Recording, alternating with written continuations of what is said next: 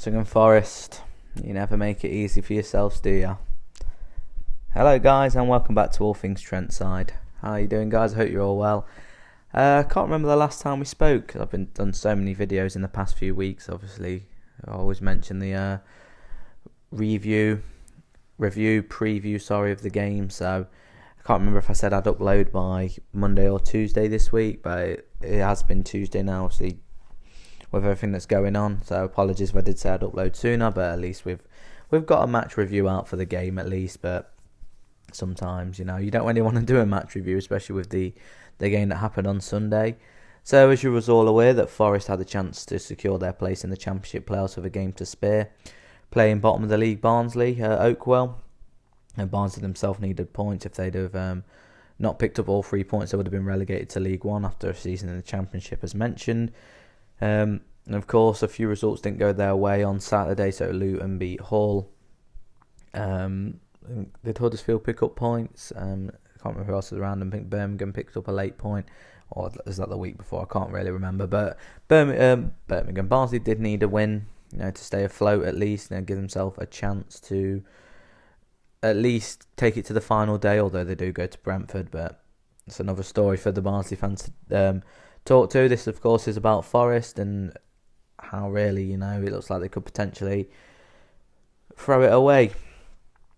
So yeah, Forest did need a point to secure the Championship playoffs for this season. Of course, it's been a long time coming, especially, could have secured them if we'd have beat Swansea and then this weekend, but it hasn't come, and Forest extended their winless run to 5 games with a 1-0 defeat at Oakwell.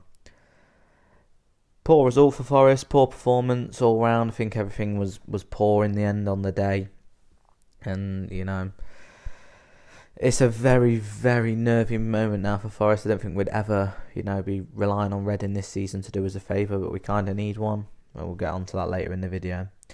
So yeah, Forest travelled to Oakwell, a place, as I mentioned in the match review, that, Forest sometimes either lose by the odd goal or we blow Barnsley away. So in the past few years, we've either lost 1 or 2-1, and then the most previous wins at Oakwell have been by, I think we were 5-2 and 4-1, to name a few wins.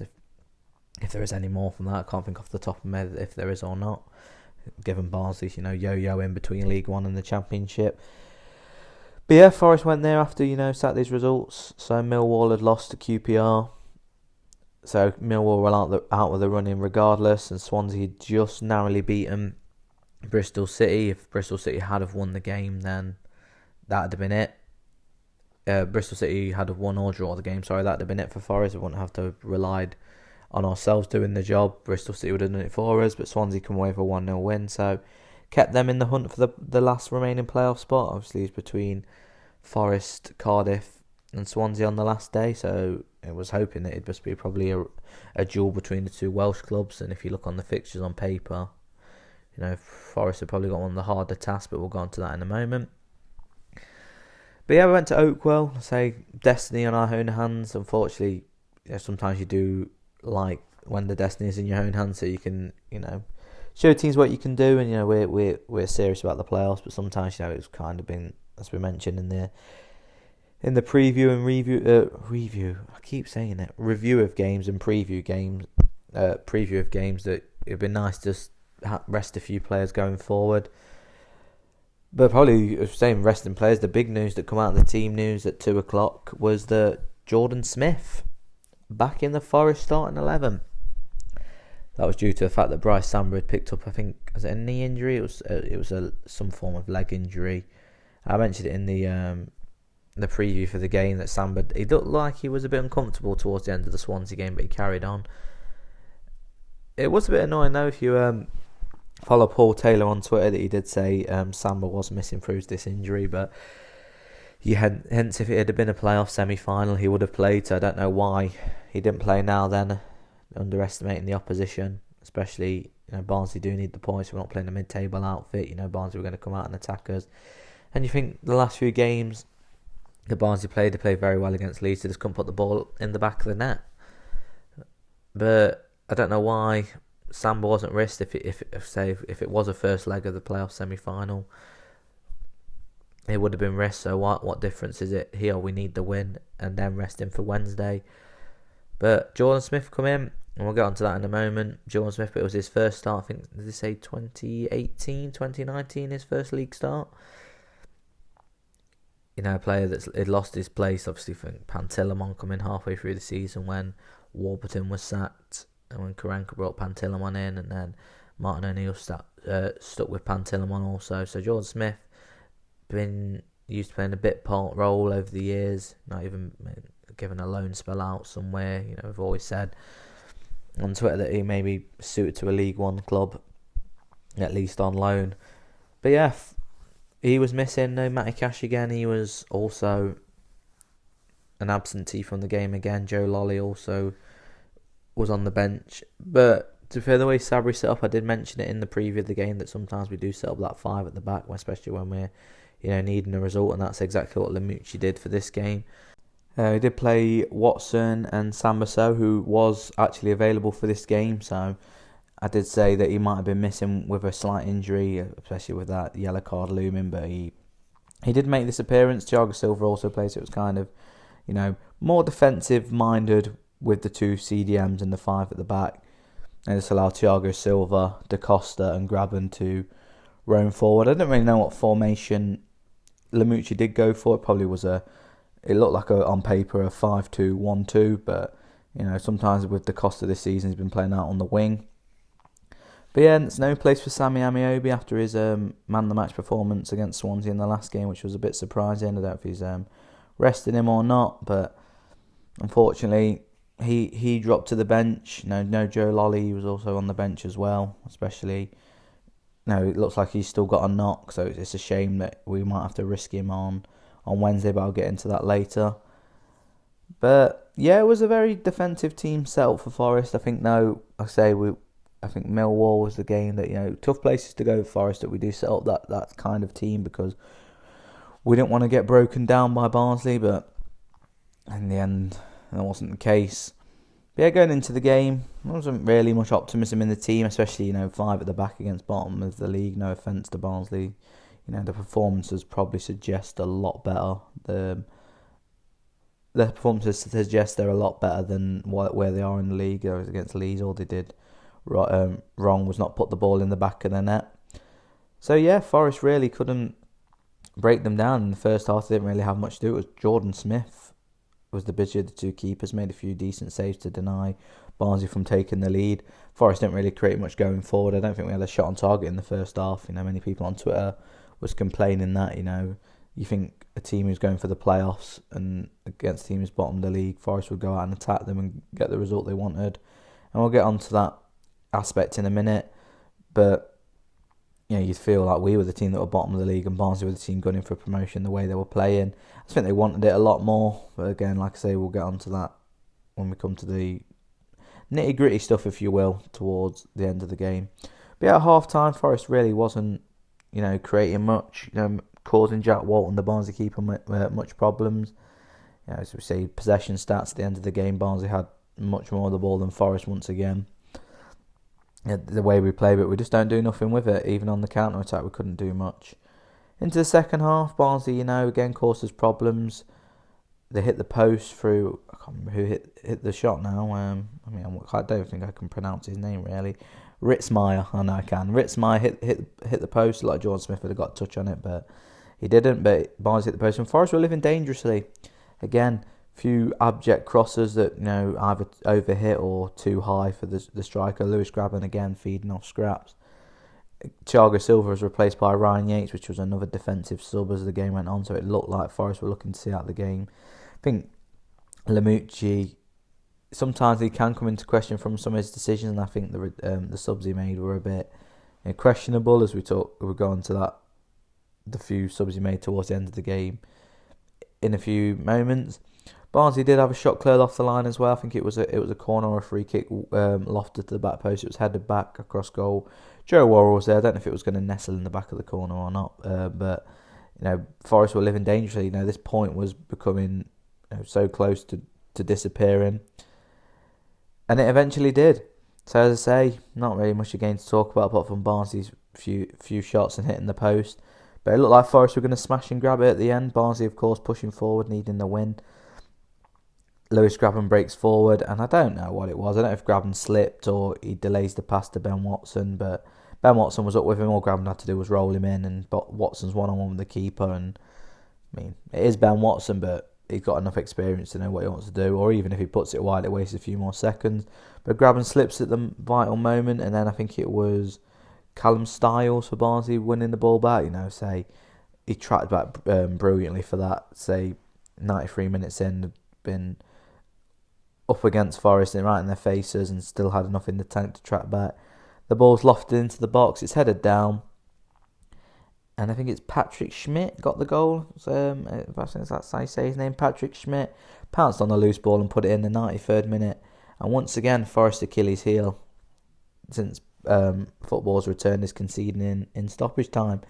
And it proved so again. It's Barnsley's touchline. Gerard Stuber, the Barnsley manager, running on. Mourinho-esque celebrations. I mean, it's such a shame that the Barnsley fans weren't in the stadium to witness that, because the noise at Oakwell, if that had gone in, would have been immense. I bet you could hear it in the houses behind the stadium once that goal went in. But yeah, Forest didn't have time to react, and that was it. Barnsley, they got the goal they needed to set up and played it into the corner whenever they got the chance. But yeah, I think Sabri Lamouchi's substitutions were a bit questionable, as we talk about that going into the end of the game. Ben and Luan come on, and then Figueiredo went to right wing back. But when you have Dorica on the bench, who has come back from a long-term injury, but just to ease him into the game, he's got the pace to stretch Barnsley with tired legs. I don't really know the formation as well when Amiobi come on. Is he playing as a winger, or was he playing as a second forward? Alex Martin did come on towards the end as well, but it was too late by then. I think Forest were playing for a point, which is very crazy to say against, I say no disrespect to Barnsley, a team that's bottom of the league. We should be going out and getting all 3 points, especially if you have aspects of reaching the playoffs. But yeah, unfortunately, it wasn't meant to be for Forest, so the game goes down now to the last game of the season. Only one more game left. It feels crazy now to say we're in this point. Normally we'd be starting a new season, or getting ready for pre-season games going forward. But no, we're finishing this season on Wednesday now at home to Stoke, where Forest know they need a point. But as I mentioned at the start of the video, if you look at all the 3 teams that need to nab that 5th and 6th playoff spot, Forest probably have one of the hardest tasks on paper. Stoke City beat Brentford at the weekend, not afraid to upset the apple cart, done very well under Michael O'Neill since lockdown. Since he took over, really, after lockdown, they've not done too bad either. I'll get more into that on my preview for the game, which I'll upload probably on the day of the game now. But yeah, I don't know why Forest just consider themselves so unlucky. Why they act as the victim sometimes. They really need to get their act together, especially if they are to make the playoffs. It's people saying like, oh yeah, we're the team that can do this and then go on a crazy run. But you think you need to build momentum going into the playoffs, and Forest now will, as I mentioned in the video leading up to this game, if Forest now beat Stoke, or even if they lose or draw to Stoke and get into the playoffs, it's going to be 6 wins without a win. And going into the playoffs, that's not really the best form. I know playoffs is a lottery, but it's not really great going forward for Forest Reading at the moment. Now, if we put to bed a decent-ish Stoke team with a few good performances, from a few players, and then go and get the win, then maybe we can start to have hope. I know obviously the Forest timeline was a bit suspect on Sunday after the game. It always happens. I think I've seen a post here saying it's our best season in years, so just be happy, which I agree with. But I think because we've been in this position for so long and we've thrown it away for something so stupid, then it's you've always only got yourself to blame. And I think Forest players do need to have a hard, long look at themselves after this if they do fall out of the playoffs. But I'm not going to go into them too much, because I say we could be sitting here now after Wednesday night in the playoffs, knowing who we're facing. So I'm not gonna have a go at them just yet. Depending on what happens, though, we will see. But yeah, fair play to Barnsley. I think from the first whistle they wanted it more, and that's a team who needs something from the game plays. Those in Forest faces, they needed needed the result and they got the goal that probably their performance deserved. I don't think, Forest fans could have complained for a point, but it's a point that we needed as well. But in the end, it turned out to be done. But it's just the annoyance of how poorly we played and how we didn't go and chase the game. And it's another injury time goal. I think how many points we've dropped from positions, winning positions, and or how many goals we've conceded late, which probably either would catapult us closer to the automatics rather than scraping into the top six. And we've kind of limped over the line rather than be very strong going forward and building that momentum for the playoffs. We've seen it with Aston Villa last season, 10 wins on the spin, and then they finished with a flourish. I think they did lose a game or draw a game, and then it goes either way, the playoffs, though. I don't know if what's going to happen. I say you never do. Was it last time was in the playoffs or the season before when we lost to Blackpool, favourites to go down, and look what they did. Of course, we look at Wickham and Northampton in League 1 and 2 respectively. Wasn't really the most fancy teams to go up. I think Wickham as well were kind of like us, not really had much creativity and don't really like to have the ball as compared to obviously their counterparts Oxford. So not like it'd be Brentford. And then obviously Wickham went and turned over Oxford. But I think a tweet as well, someone did say that like we're the type of team to lose all these games, scrape into the playoffs, and then go and beat whoever we play in the playoffs, which is true. Forest is such a frustrating team to watch sometimes, but then when we do stuff like that, it's like beat the top teams. I mean, it's crazy. But fair play to Barnsley. I'm not going to take anything away from them. I did say it would have been nice to relegate someone. It's been not in a horrible way, because I can't imagine it's a nice feeling unless it's Derby. I wouldn't care, but I couldn't imagine relegating someone's nice feeling. But say Forest had never, in my lifetime, I can't remember the last time we've actually had a chance to relegate someone from this division. But we couldn't get the job done. Fair play to Barnsley. I think they wanted it more, and they knew what was at stake for them. And if Forest players, it's the way they set up, or it's or the mindset of we've got another game to get this sorted. I don't know, but good luck to Barnsley in their final game of the season if they are to pull off the Great Escape. They do go to Brentford, unfortunately for them, but I don't think Brentford will be as forgiving or as gifting as we were in this game. But Forest still have a chance to secure the playoffs. Like I say, Swansea do go to Reading. I don't think after probably the game in January even probably after October when the game got called off, but especially after January of the 97th minute equaliser that they scored after we scored in the 95th minute, and then a few weeks later at our place when the momentum was with Forest and Reading fans were giving us banter on Twitter. I don't think would have expected to say that we was hoping on a Reading victory or a Reading draw and to do us a favour on Wednesday.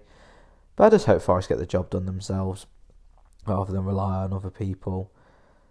Say, it would have been easier on Saturday if that had been the case, but we should have really been putting Barnsley to bed, a team of quality that we have, again, a team that's bottom of the league.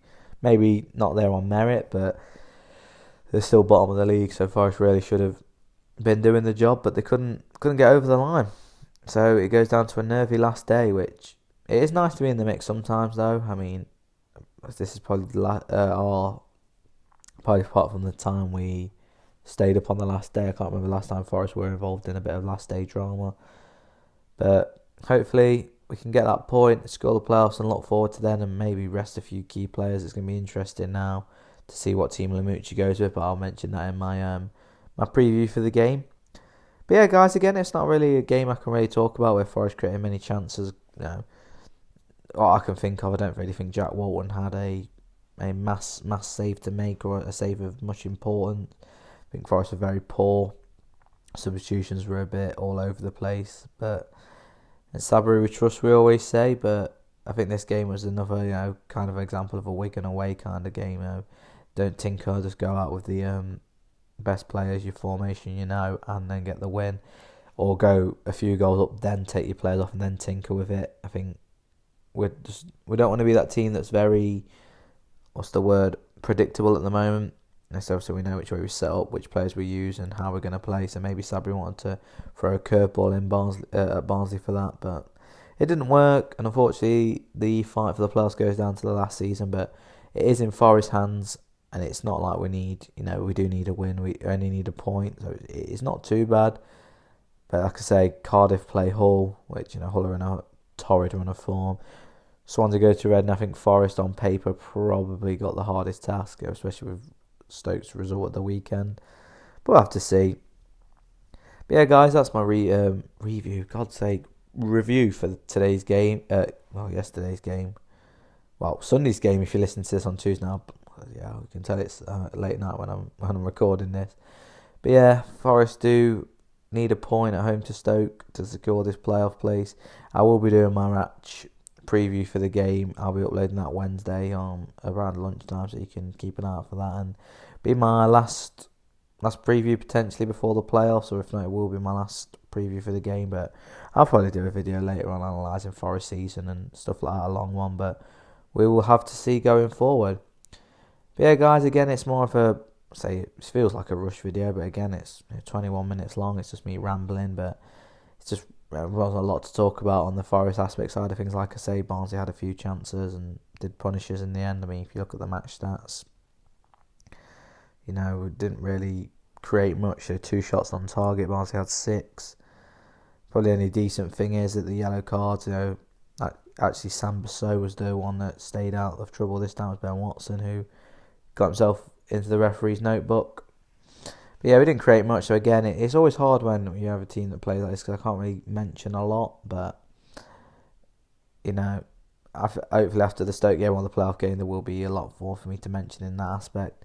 But honestly, guys, thanks for listening. Thanks for sticking with it. I don't think I've made a lot of sense in this. When I probably listen to this back, I'll be like, Jesus Christ, what are you saying?